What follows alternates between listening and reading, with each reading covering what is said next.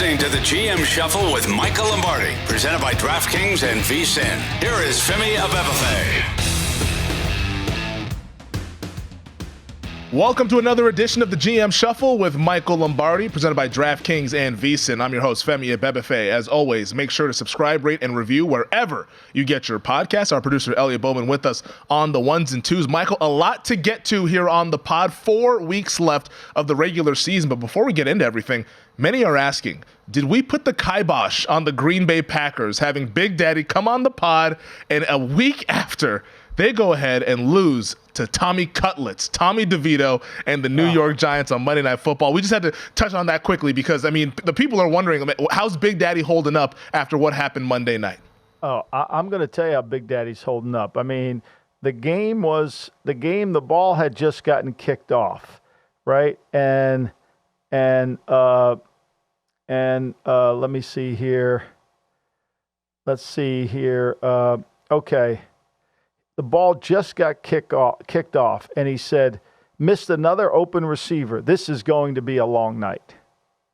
And that was in the first quarter. And then it went on. It just went on. You know, I just have a feeling, you know, you got to love our special teams. We stink. You know, LaFuck is the worst. I mean, Dylan is slow. I mean, what are we doing running him? LaFuck working his magic. How many times are we going to run jet sweep? I mean, is that all he knows? I mean, it just went on and on and on. And you couldn't argue with him. No. I mean, I couldn't fight back on him because I was watching Joe Barry. See, the problem you have in this league is the lack of divergent thinking. Like, you're playing Tommy DeVito, right? You're in your meeting room on Tuesday. And instead of watching the plays DeVito runs, you should be in the room saying, what are they thinking? And you would say to yourself, ask people in the room that have experience. Well, if I were Brian Daboll, I'd run the quick game, okay? If I were Brian Daboll, I'd run the single wing. I run quarterback runs, I do that. If I were Brian Daboll, I would try to do this. And then you go ahead and game plan based on that, not based on what they did the last 3 weeks. But see, Barry doesn't do that. He just is like, okay, whatever the last 3 games are, I'm going to plan. Hey, in 2nd and 8, they like to run this. Okay, I'm going to call this. In 2nd and 4, they run this. I call this. Like, at some point, you got a game plan to the game. And you got to think, how are they going to play us? Like, I don't want to jump ahead here, but like Minnesota's playing Cincinnati. Okay? So it's a perfect game for Brian Flores knows that Zach Taylor hates to run the ball. He hates it. He don't want to call runs. He's not a run game guy. So it's screens, it's bubbles, it's all those things that replace the outside run. You got to prepare yourself for 45 passes at least.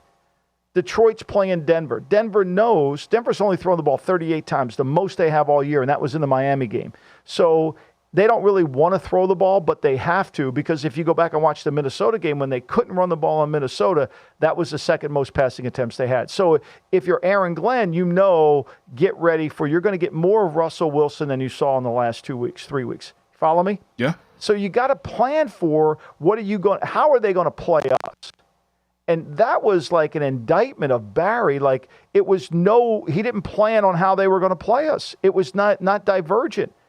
Like, make this guy throw the ball down the field. Take away the rhythm passing game. It was like when he scrambles for 71 yards on 7 carries, like, what are we doing? He would have never got on the plane back to Las Vegas or to Oakland if Al Davis owned the Packers.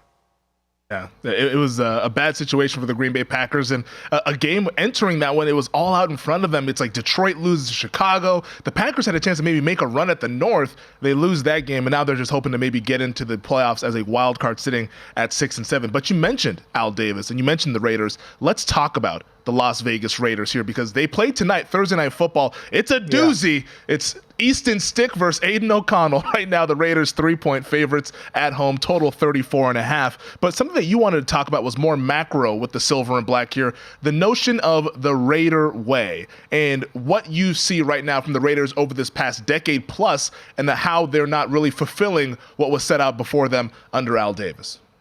Well, let's get something straight. The Raider way doesn't exist. There's no Raider way. I mean, the last time they won a Super Bowl was 1983. Since that time, they're a 44% win percentage team. The last time we went to the Super Bowl was 2002, and they're a 37% win percentage team. So when Antonio Pierce, who grew up in Compton, that's great. He talks the Raider way. Well, he doesn't even remember the game that they won the Super Bowl in. For 40 years, this franchise has been below 500. They've had 18 head coaches since they've won the Super Bowl. So they're a brand. They're not a way. Everybody loves the brand, silver and black. Yeah. And they've done such a great job of branding the team silver and black that they got a generation of people that quote the Raider way that have never seen winning. I mean, Pierce was born in 78, I think, or 75. I think he was 5 years old. So he was born in 78. Like he's experienced below 500 football when he cites the Raider way. The Raider way is really something that is a brand. It's about the emblem. And look, I love it. It's been wonderful to my family. 3 years there that we won it was great. And I respect it and I understand it. But I also know the way, because in 92, when I was working in Cleveland, I had a meeting with Al Davis, who sat down and said to me, look, I need somebody to come in here. Ron Wolf was gone, to run, to change, to modernize what we're doing, to take this organization to another level, to the updated. And that was in 92. I was working in Cleveland. And I listened and nothing came of it. Then when I was getting ready to leave Cleveland in 95, that conversation happened again at the Cleveland Clinic, of all places, where he was having some procedure done. And then when I went out there, nobody wanted to change. But the Raider way that I understand from him directly is about team building. It's about the art of team building. It's not from where you're from, Compton. It's about how do you build a team that can sustain excellence.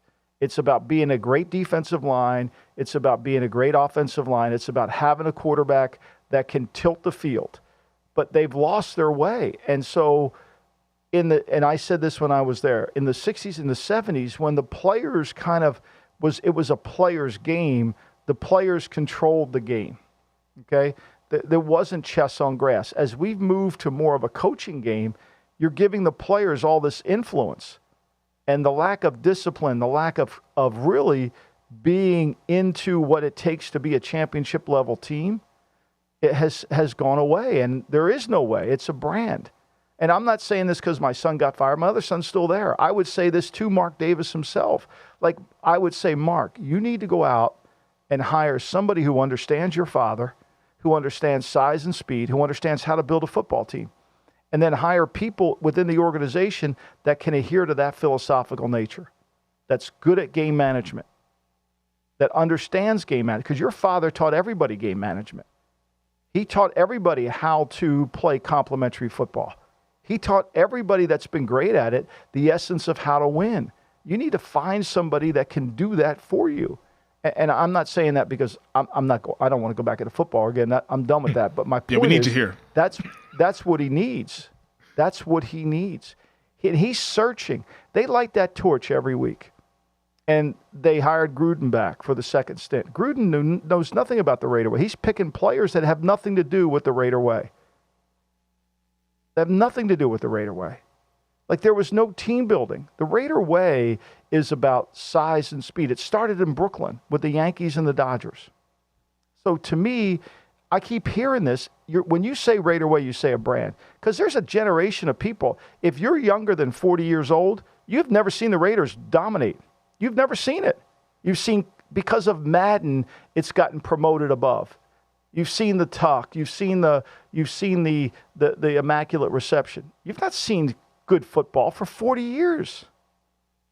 Yeah, it's been just moments, like splashes. Like, I remember like the 2002 team when you were there, when like going to the Super Bowl and all that stuff. But ever since then, it has been nothing that has been successful here. They made the playoffs a couple of years ago, but we all know how that team kind of got there. It wasn't quite really a playoff team, even though they were in the dance there. But you mentioned like Mark Davis, he needs to hire somebody who understands it. Shouldn't he understand? Like, I mean, he's been a part of this with his dad and like everything. Like, you would think that he would have kind of, I guess, learned something along the way to where it's like, I find it funny that like, he doesn't really get it, essentially.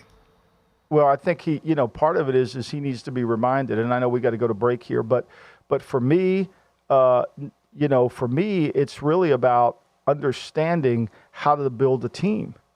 It's understanding where to put your resources. And when the game changed, when we went from 2 backs to one back, spread the field, that was a problem for Al. But his core beliefs in offensive and defensive linemen. Look, the Raider way when we won was Rich Gannon. Nobody's going to argue that with me. His commitment to being the best, his willingness to drive everybody was the culture within the building. Once we lost him, we lost our culture. Everything fell apart. It all fell apart. He was the reason we won. And he was the reason we were able to get back on track. But I don't think Mark understands it. When he reached for Gruden, he didn't really understand. That's not team building. John's never was very good at the draft. John was never good at building a team. John's good at calling offensive plays. That's what he did. He's good at setting up an offense. That's what he's good at doing. But he's not good at building a team. And they've gone through draft picks. And look, I'll say the same thing about Josh. He didn't do a good job of building a team either. The Raider way wouldn't beat Al Davis as much as he might have loved Devontae Adams. He would have not signed off on that deal because Devontae didn't tilt the field. Could you imagine you paid all that for Devontae Adams and you could have had Tyreek Hill for less? Now, they wouldn't have traded him to you probably, but that's the guy he would have given up everything for. That's the receiver he would have given up, not Devontae Adams. And I'm not saying Devontae's a bad player, but he wouldn't fit the criteria. See, it goes back to the criteria. It goes back to the criteria again. And that's where they don't even understand it. They don't even understand it. I mean, I don't think Champ Kelly knows the criteria. Does he understand what it takes to build a team like that he had with power? Those great Raider teams, I don't see it. Yeah, and it always comes up every time around the combine, like when we talk about guys with height, weight, speed, and it's like, oh, Al Davis would have loved that guy. Like do you kind of get that? Like I remember when we were doing the draft show a couple of years ago and we were talking about Jordan Davis, it's like, oh, this would have been an Al Davis guy, like height, weight, speed, like Planet Theory kind of a prospect. And that doesn't seem to be what the Raiders are going towards, at least as of late here. But no, I mean, no, he would have never passed Carter. He would have picked Carter. Yeah. Carter's pretty good. You see him running down the sidelines on Sunday night? That's pretty freaky for a guy to be able to do that. All right, we'll get to more of the Raider Way discussion as well as Thursday Night Football on the other side. This is the GM Shuffle.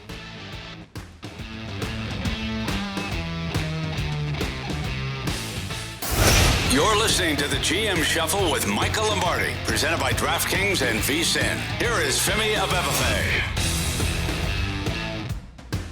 So at the recent winter meetings for the NFL down in Dallas, Mark Davis spoke with Tashawn Reed over at The Athletic and had this to say about what he's trying to create with this Raiders organization. Said he's, quote, "I'm getting good at it. You got to get it right. You got to get the whole structure right so that everybody's working together. The left hand has to know what the right hand is doing. That's the goal, to start with getting people with passion for football and people who are unafraid to work. It's not a 9-to-5 job. It's an 8 days a week job," is what Mark Davis said. And I mean, what's your interpretation of that comment there? Because I mean, I don't think that there was a lack of work ethic amongst the Raiders. It's just maybe they just didn't have the right people in place.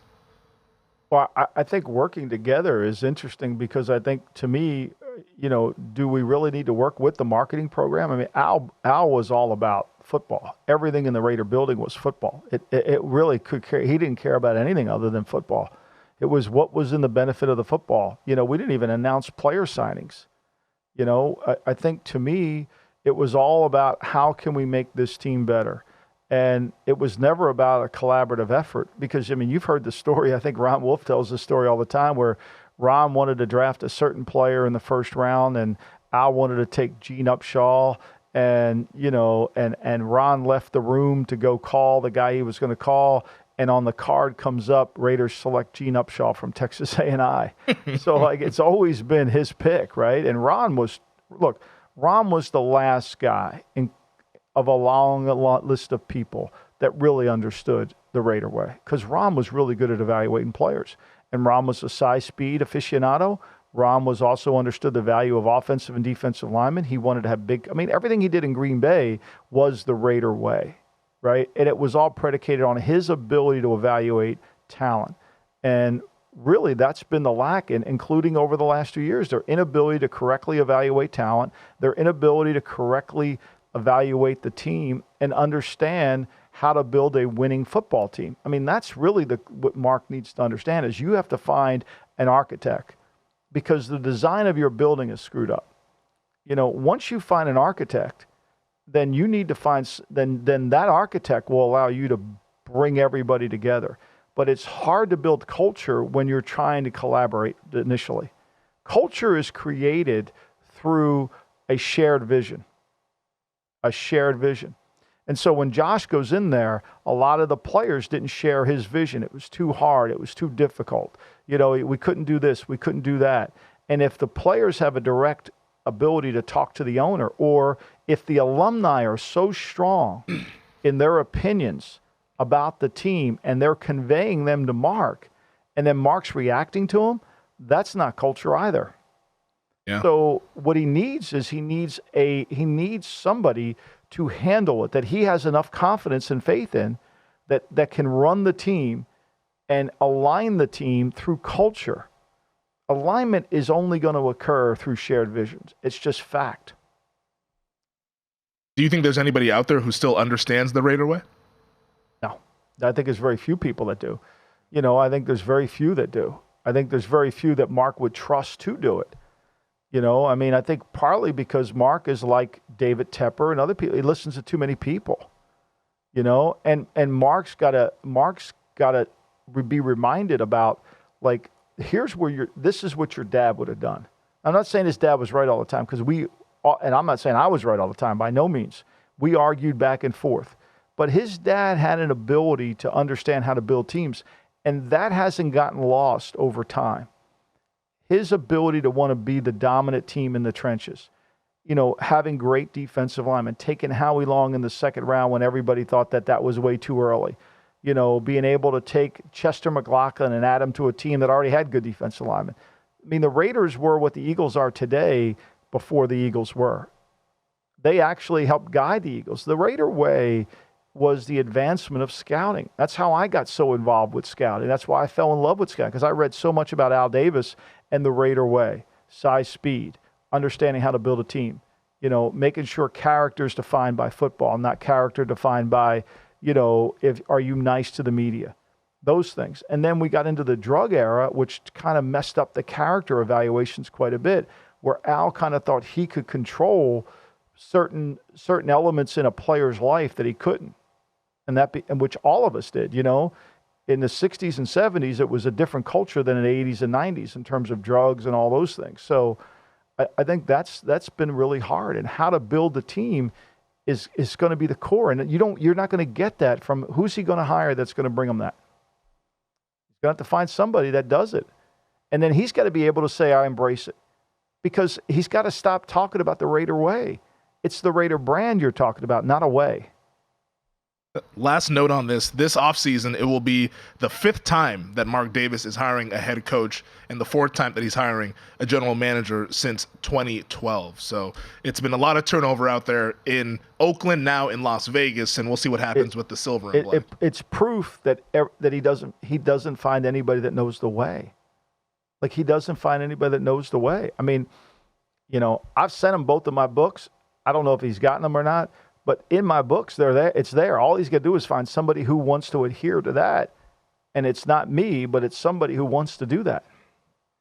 Well, let's talk about the team that they're playing tonight here on Thursday Night Football. That's the Los Angeles Chargers. Season now over for their quarterback, Justin Herbert, after he went ahead and had surgery on his broken finger. So no Herbert. Keenan Allen's also out in this game here on Thursday. And to me, it kind of feels like head coach Brandon Staley is probably just playing out the string on the final 4 games of the season here. Like, do you think that we're just headed towards eventually Staley and the Chargers part ways, or is there some kind of scenario to where we see Staley actually the head coach of the Chargers in 2024? No, I think Staley's done. I think it's over with. I think a lot of this is going to be coming from behind the scenes. Here's what happens to make owners and make change, is when the best player on the team, Justin Herbert, his representations are kind of involved in what's wrong with the team. And I think, to me, those questions have been dangled and asked out in the community by quite a lot of people. Like, why can't the Chargers win? Like, what's wrong with the Chargers? Why do they have this generational talent at quarterback and yet, they can't seem to win? And I think the relationship, nobody will admit this, but it's rumored, and I'll use it as rumored, that Herbert is fed up with Staley. So if that is the case, which I truly believe is, then his agency will get involved with the front office of the Chargers, and I don't know if that means Tom Telesco or not, but then that'll get word back to Spanos and where he's going to have to make a decision. And they're going to have to figure out. See, the bigger issue for the Chargers is to figure out what's wrong. Most people are just going to say, what's wrong with the Chargers is we just got to get Herbert to play better. That's the easy answer. That's the answer that Millie can give you, right? The harder answer is somewhere deeper than that. Yes, you need somebody who can play complementary football. You need somebody who's going to build an offense that has toughness, that when we leave this place, we can win right-handed or left-handed. We need a defense that can complement our offense, but also compete with the Kansas City Chiefs. See, the Raider way also, as we get back to that, is how do we win the division? How do we win? What do we have to do with this team to win the division? How do we beat Kansas City? That was his whole focus, was how do we win the division? How do we set up the team to beat Kansas City or to beat the teams we have to play? That's why he tried to trade for John Elway. I write about it in my new book. You know, he was desperate to trade for. He thought he had Elway because he tilted the field. Now he got screwed at the last minute, and the Broncos got him, which was in his crawl for the rest of his life. But that's what the Chargers have to do, is what do we have to do to win this thing? And it's not we got to make Herbert play better. It's way deeper than that. So you talk about how deep it is. I mean, obviously, I would imagine it starts with a head coach who can kind of implement and put that kind of imprint on this team and say, hey, we got to play complementary football. From an offensive play calling standpoint, maybe we can improve there as well. But do you think that the Chargers, because I think everyone's going to want to see this team hire an offensive head coach, does it have to be that? Or can it just be somebody who just understands culture from a more macro standpoint? I mean, look at. Let's go back to Peyton Manning. You know, when they fired Jim Mora, they went and hired a defensive coach. Right? They hired Tony Dungy, and I think, and look, they've hired a defensive coach. They've tried this way, right? And they're going to sit there and say, well, we need an offensive guy. No, what you need is somebody who understands how to fix the offense, fix the defense, fix the kicking game, and fix the personnel. Because I think one of the other misconceptions about this Charger team is how talented they are. Yeah. They have some really talented players, but they're not a talented team. They don't wow you with talent.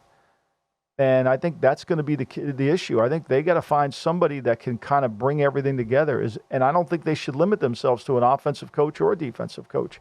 I think they should hire the best leader that they can hire. I mean, look, they hired Kellen Moore, and that was supposed to be the greatest hire since really we've invented sliced bread. I mean, look at it. And poor Joe Lombardi, he got run out of town, right? I mean, like, they were better with Joe than they were with Staley. I mean, with Moore, I mean, they couldn't run the same problems Joe faced: lack of toughness, lack of run game. The reason in the second half, when he starts the second half off, and Joe's no relation to me. I know Joe. I like Joe. I'm not trying to side here. I'm just stating facts. When Joe started the second half against Jacksonville, he tried to run the ball. He lost 3 yards. Like, they had no physicality to their team. They had no physical back. So then he threw it 9 times in a row, and all of a sudden Jacksonville gets back in the game. I think, to me, that's kind of where we're going with this thing, right? Like, you got to figure out the issue with this offseason is what's the problem and how do we solve it? Dallas Cowboys, your team. Mike McCarthy saw the problem. He said, I can fix it better than Kellen Moore can. Out more in me. Yeah, and it's been a big boost for the Dallas Cowboys here. I think we always talk about kind of attractions in terms of like how attractive is a job. This has to be like at the top of the list, right? Like, as a head coach, getting a chance to work with Justin Herbert and that kind of team, like, that's a great foundation. Now, obviously, you have to fix some other things talent-wise across the board, and you have to implement toughness and all that stuff. But, I mean, if you got Justin Herbert, that's a great starting point, and I'd imagine it's really attractive for anybody out there looking for a head coaching job. Well, if you're David Tepper, you're saying to yourself, whoever I think is the best offensive coach, I'm probably going to lose them to the Chargers. And it's not about money. Would I rather coach Justin Herbert, or would I rather coach Bryce Young in this mess here that people call the Hunger Games, called the Carolina Panthers? I think he loses that one. So if you think you're going to get Ben Johnson, and there's only, then you're not going to get him because he's going to take the job with the quarterback that he knows he can get. Be interesting to see what the Spanos do, but you got to ask the right question to get the right answer. 100%. On the other side, we will get to the topic in Foxborough. Is Bill Belichick done in New England? We answer it next.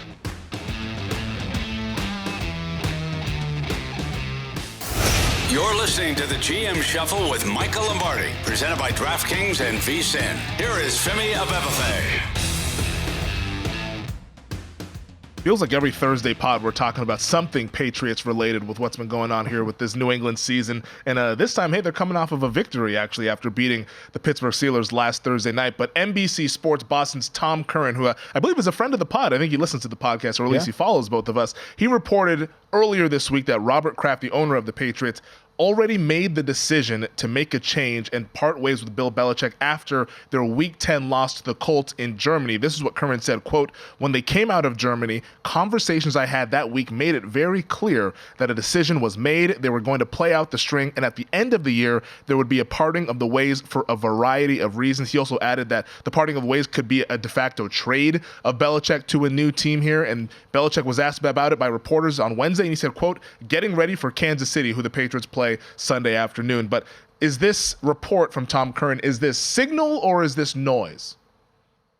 No, I think there's got to be some merit to it. I think certainly when you listen to Mr. Kraft's interview at before the Colt game in Germany, how much importance he put on it. And then I think the caveat also was that what Tom put in his report, that there's no way they're going to fire Bill Belichick during the season. So with that coming out, and then you're playing Kansas City and you're a touchdown or more dog in the game at home, then he basically put an end to anybody asking him the question, are you going to fire Belichick after this game? That's really what the timing of all these reports are always so critical. Like if Tom knew this after the Germany game, then on the bye week, he easily could have said it, or before the game after the bye, he could have said it, right? When they get ready to play the Giants, he could have broke that on the Sunday. But he waited until now to use it because, they just won a game. And I think that, that it allows them to basically, essentially the report is, we're not firing Belichick during the season. Now, I said this, and I believe this. I think since both men have had so much success together, there'll be a meeting of the minds at the end of the year. And in that meeting, I think both of them will have a discussion about what's best for the future of the Patriots. Where are we as a team? We lost 7 games by 7 points or less. We have the worst field goal kicker in the National Football League, 32nd, makes 66% of his kicks. Easily could have won some games. Nick Folks, we traded Nick Folks away because we needed the younger kicker to kick off all those things. Don't have a quarterback, trying to play without one. There's a lot of areas where people tend to exaggerate how bad they are, and they are bad. They're 3-10, but they're not to where people think. And they lost so many close games. They're not to winning a lot of those close games because of some injuries and other things. So, look, I think if Bill Belichick is available, I'm sure there should be a lot of teams that make phone calls. Yeah, I'm sure a lot of teams will make phone calls there for Bill Belichick to be their next head coach. But we've always talked about how Robert Kraft has to ask the right question at the end of the season. And that question has always been, can Bill Belichick be the guy to get us out of this funk over the last couple of years here? When he asked that question, and if he's being objective about it, do you think that he would come to the conclusion of yes or no, or is that something that only Kraft would know what that actually answer is? Well, I think he would know. Obviously, Kraft belongs to the Hall of Fame for hiring and winning as many games. He hired a great coach when everybody said not to hire him, and they've won 6 Super Bowls with him. So that's Hall of Fame worthy. And, the question he has to ask is, do we want to continue down this road? Do I want to have a coach that has all the authority that I've given him, that he's earned? Do I want that back now? Or do I want to continue going down that way? Do I think I need a more collaborative effort? I think that's really the conversation. Do I want to continue down that road, or do I want a collaborative effort? Do I want to bring somebody in to perhaps oversee some elements of the football operation and take some of that away and let Bill focus on coaching? I think that is, and then Bill has to react to that. Like, who do you have in mind? What do you want to do? All those things. So there's a lot of things that go in, and then where are we going in 3 or 4 years? Because look, they have a ton of cap room next year. They're going to have a high draft pick. They're going to have a new quarterback. I think even during the middle of the season, say in October, I think there was a feeling that they could save Mac. I think now that you've gone through week 14 of the season, I don't think you can really say you're going to save Mac. I'm not saying they're going to cut Mac, but I think there is Mac's lost the confidence of everybody, and they're going to need to draft a quarterback. So I think that comes down to the question. And then, when they put that trade caveat in there, I mean, that's a decision that only Mr. Kraft can make. Do I trade him? Or if I want a new coach, I have to fire him. I mean, I can't just reassign him and tell him to work in the postal service, right? So, you're going to have it both ways here. Look, here's the other thing I'd say. I think Bill I think he wants to coach. I think he's still at the top of his game. He has tremendous energy. Don't take it from me. Take it from what the players have said. Ask Matthew Slater. He's made comments about it. Ask Julian. Ask Peppers. Jabril Peppers. Yeah. Jabril Peppers. Ask him. I mean, so that's not the conversation. I think ultimately, if you're looking for somebody and that still wants to do it, and I don't think it's about chasing Shula. I think he's in love with the work. I think he loves the work. Whether he's playing Kansas City at 3-10 or if he was 10-3, I think the same work is the same work. So you said that he really wants to coach still. Does he still want to have front office control and be personnel guy? Is that a situation? Do you think that he would sign up for a gig to where, hey, we're not going to give you the personnel control, but we want you to be our head coach? Is that something he would sign up for? I can't speak for him, but I mean, what personnel guy is going to walk in the room with enough confidence and clout and say, Bill, we're doing this? Who's going to do that? Who has enough confidence to say that? And then who's on the same page with him philosophically? Who understands it? Because he's still coaching the team. If you want to go in there and draft a 5'9" linebacker and think he's going to play with them, you're going to waste your draft pick. Yeah. So that you're going to have to get, Mark Davis talked about getting everybody on the same page. Well, if you're going to do that, I mean, look, here's what I do know. Bill's one of the greatest listeners of all time. If you make the argument in a very concise and with factual way, I mean, he's not a dictator. I mean, he takes a lot of information in and he processes it based on your ability to evaluate, based on your ability to sell it. So I don't think that would be the case if he went to another team, and he thought that the person that was running the personnel department was in tune and in line with him. I don't think he'd have any problem listening to that, especially if the guy had a track record. I've never asked you this, but I feel like because there's been so much of these reports that have come out over the past month or so, it's an appropriate question, is that in 2024, will Bill Belichick be the head coach of the New England Patriots? Yes or no? If I were a betting man, I would bet on to be determined. I don't think it's and I think Tom Curran has great sources, and I don't think he would have put that report out there just on a tangent. But I think there's a lot of hurdles to go through. His contract, where does he want to go? Do they want to trade him? What's in that? See, Sean Payton. We have to understand that Sean Payton retired. So his contract got told. Okay? So the Saints still owned 1 year on his contract. He couldn't do anything unless he got approval from the Saints because he retired. He quit. So Bill, if they want to keep Bill, then they keep him. If they want to get rid of Bill, they're going to have to fire him. If they want to trade Bill, then now it gets a little bit sticky. Now it becomes a little bit of, okay, you're going to need some cooperation or you're going to need to read the language of the contract. I don't think you can reassign a Hall of Fame coach, the second winningest coach of all time, to the mailroom. I don't think you can do that. Maybe Bill wants to do what we do. We saw him on game day last Saturday. He was good on that one. He was good. He was good. Yeah, you think you want to do some media? The other factor in this is they've been together a long time, and and I know when you have been a partnership for so long, maybe change is good for everybody. Maybe change is good for everybody. And I think there's a bigger issue too at play here is if they do make a change, you're not going to change the 6 Super Bowl wins. You're not going to change the impact that he's made on the franchise. You're not going to change the winning tradition that's been established in New England. So, and I think Robert Kraft knows all those things. So how you handle this is really important because he's been so important to the franchise. I mean, this isn't just, I'm going to get rid of Brendan Staley, who's not won any games for me. This is, you're talking about a Hall of Fame coach. And these divorces tend to get a little messy at times. But when you think of 5 years from now, or you think about when they dedicate a statue in front of Gillette Stadium to him, you know, when you play it forward, when you second order think, then that should allow you to do what's in the best interest for today.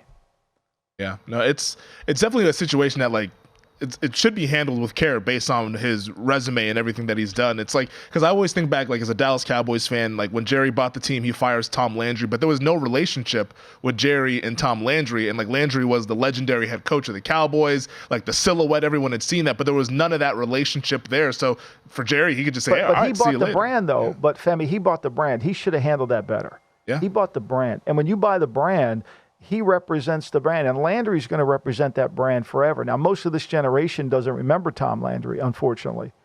But when you buy the brand will always remember 6 Super Bowls. It's unparalleled in history.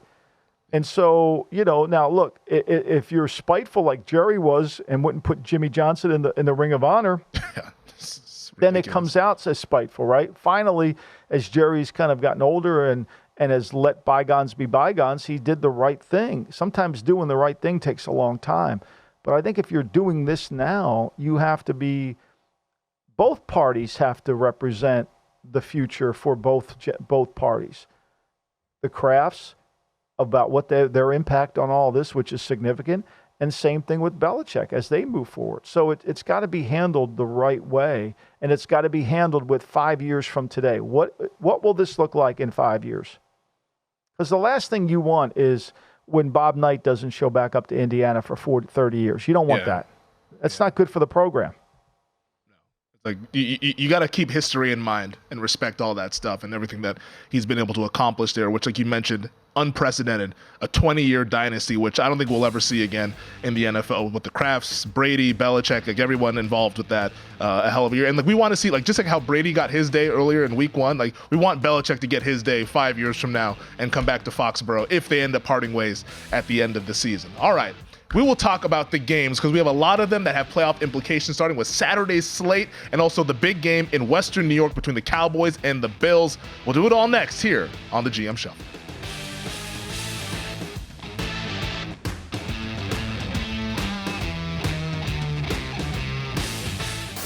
You're listening to the GM Shuffle with Michael Lombardi, presented by DraftKings and VSiN. Here is Femi Abebefe.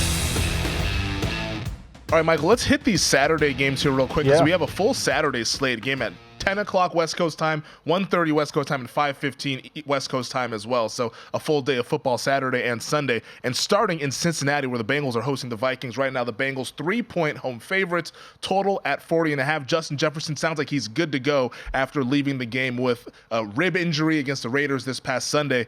I liked Minnesota a little bit. I took the 3.5. What do you like in this game here with the Bengals and the Vikings? Well, I think everybody has been on Minnesota all week. The line has moved. And when you break the game down, it kind of is a situation where it plays perfectly into Cincinnati, right? Cincinnati doesn't want to run the ball. They could care less about running. They really don't want to run the ball. They have no interest in it. They're 31st in rushing attempts. You know, they're 31st in yards. They have no interest in running. And Minnesota's a really good run defense. They're 6th overall in terms of their ability to play the run. They're 6th overall in terms of just playing good defense. The last 2 weeks against Jacksonville, who was a good defense, but you could throw the ball on them. Cincinnati was outstanding. And Indy, which I think is just too generic defensively, they scored 34 points, the most points they've scored in 2 consecutive games all season. They've only scored 34 points one other time, and that was against the Cardinals. So I think you got to give Zach Taylor a lot of credit here, and I rarely do that, but I think you do, because I think what he's done with the team is he's allowed the quarterback to shine in the areas he needs to shine. This kid has thrown the ball accurately 87% of the time on his throws, and he's had 5 drops. 87% on target with 5 drops in 2 games. That's remarkable. That's really good. And they're the best screen team in the National Football League. This Chase Brown kid from Illinois that they drafted has really made a difference to their team. They've really made a difference. He's given them explosive plays that are like runs because they're out in space, screens, bubbles, all those things. So, and they're going to have to throw it a lot to beat Minnesota. I think the unknown is as they say on The Sopranos, what's that guy? I forget his name. When he was talking to Richie Aprile, he says, I hate going into the unknown, not knowing. Well, this is what we're doing here in this game. We're going into the unknown, not knowing what are we going to get out of Nick Mullen. What are we getting out of Nick Mullen? Like, he's 10-15 as a starter. He's 6-7 on the road. He'll throw a fairly high level of completion. He gets 7.74 yards per attempt in his career, but he's not been accurate. Last week, 4 of those throws were bad throws out of 13, and they were so bad they couldn't get intercepted. So I think if you're betting like you are, if you're betting Minnesota, you're saying their defense is going to be good, and Cincy's defense won't be able to really slow down a good Kevin O'Connell team. But then I would say to you this, who's playing in the offensive line for Minnesota?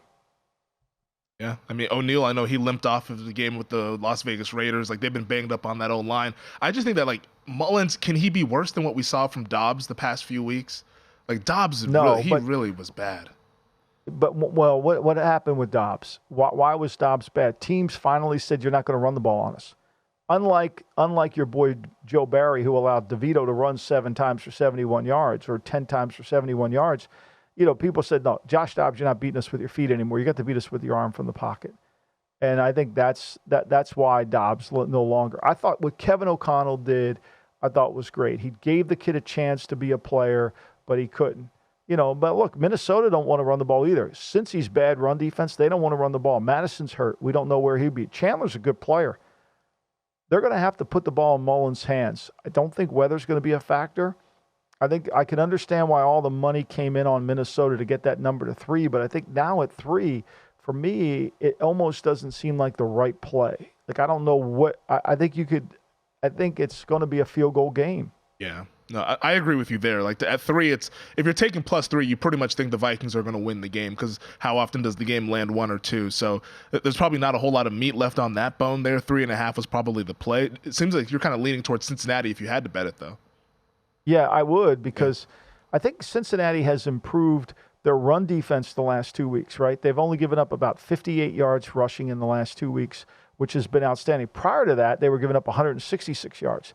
In prior 3 games, they gave up 498 yards, 166 per game. The last 2 weeks, they've only given up 117, 58.6. So they've played better defense. And the one thing I will say about this Cincinnati Bengal team that you have to be concerned about if you're betting the Vikings is this Bengal team can turn the ball over. That's the one strength they have. They don't turn it over on offense. They're number 1 in not turning it over on offense. They're number 7 on defense in turning it over. And Mullen's going to turn it over. That's going to be the killer. We'll see how it unfolds Saturday afternoon. Steelers are at the Colts. This one might be a playoff game, Michael. The loser would be in a world of hurt in that AFC wildcard race. Indy right now a 1.5-point favorite, total at 42. TJ Watt, he's cleared protocol. He should be good to go. Still waiting word on Alex Highsmith, but the Steelers will at least have their best player on the field. Yeah, well, at least they get him on there. And look, this isn't a question of can the Steelers play better defense. They only have to. I mean, but here's where I'm concerned about this game. Everybody's on Pittsburgh, which for good reason. Mike Tomlin, this is the perfect Mike Tomlin setup, right? It is. He's a dog coming on the road, a must-win game. Defense, Fitzpatrick's back. Defense is playing better. You still got Trubisky. And he's 31-27 as a starter. And he's 27-28 against the spread. So, and he hasn't been very good. He has not been very good for either the Steelers or for the Bears. I thought it interesting this week where they talked about Mason Rudolph coming in and play. Now, Mason Rudolph hasn't thrown the ball since 2001. I mean, he hasn't played at all, right? So, but they're talking about going to him, and I think they gave him reps because, let's face it, can you trust Trubisky to not turn the ball over? I don't think you can. I think you got to be really worried about it. And so that's what really gives me the concern. And then the other thing that gives me concern, Indy at home, good. But Indy last year when Shane Steichen, who we can tell from the Eagle offense, they miss him. Yeah. Remember that game in Philly? I mean, they threw for 308 yards against the Steelers last year. Now, the Steelers weren't the same team in terms of their pass defense when Philly played them in that game. They didn't try to run the ball on the Steelers. They tried to throw it. I think he understands the Steelers scheme. And when you get an offensive coach who's as good as Steichen has been, and you understand the scheme, you're going to move the football, and you're going to make some plays. And I think they gave up 21 to the Patriots, who really can't score. I think this is a playoff game. You're right. I mean, I lean towards Pittsburgh, but now the line's down to 1.5. It's going to be a pick'em game. Yeah, I really do think it comes down to which quarterback do you trust to kind of protect the football, whether it's Minshew, Trubisky, or maybe we even see Mason Rudolph at some point Saturday afternoon. Detroit, the primetime game, Lions hosting the Broncos. Right now, Detroit is a 4-point favorite, total at 48. I can't wait to watch this one. Well, this is going to be fun because I think you've got one coach who understands what he has to do to win the game, right? This is two teams that have to play to their strengths to win. And I think what we've seen out of Detroit is the turnovers, and we've seen that Goff has started to play like he did at the end of his career at the Rams. His interception percentage has gone up. He's gotten hit 21, almost 22% of the time this year. He's gotten pressure. This offensive line of Detroit, which we all think is great, and me included, has not played great, right? He has not played great. And so they've got to. Now, they play much better at home. I get that. But Detroit gave them a lot of trouble. Detroit gave that line more trouble than they did the Giant line. Think about that. Green Bay gave this team more trouble than the Giant line. How is that possible? So, but what we're going to see in this game on Saturday afternoon is we're going to see Russell Wilson have to throw the ball. Now, as I said earlier in the show, he's not thrown it more than 38 times all year. He's 24. His passing attempts are the lowest it's been in pretty much all year. His 200 yards per game passing is the lowest of his career. But what I found fascinating about working on Russell this week was Russell is running the ball more, and he's getting more first downs than he ever has, something I've been complaining about with him. He's already has 47 first downs rushing in his career, which ties him for third in his career. He's got 31 first downs rushing. That's third. 47 is the most he's ever had in his career. That was the year they went to the Super Bowl in 2014. So he's had the third most rushing attempts in terms of running the ball and getting first downs. And that can be a problem if he does it in this game against Detroit, because Detroit can't play that. Detroit doesn't like quarterbacks that move around. Yeah, that's why they've always struggled with Justin Fields. Those movement quarterbacks have given them problems. We've gone from let Russ cook to let Russ scoot.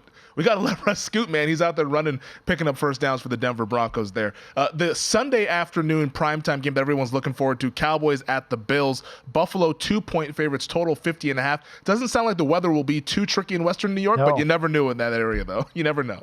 Yeah, I think the only weather game we really have is we have Jacksonville, Baltimore is going to be wind, and the Miami game is going to be wind, which I think is something to be really concerned about, especially with the way the Jets played defense last week and the way Tua, and we're not sure with Tyreek Hill. Look, Tyreek Hill is going to play. We know this. But can he cut? Can he change direction? And we know when you take him out of that offense, what happens. To me, everybody's on Buffalo. I don't think there's been a more public and pro play than the Buffalo Bills. But what I worry about is how good is Buffalo's defense. Like this Dallas team can really move the football.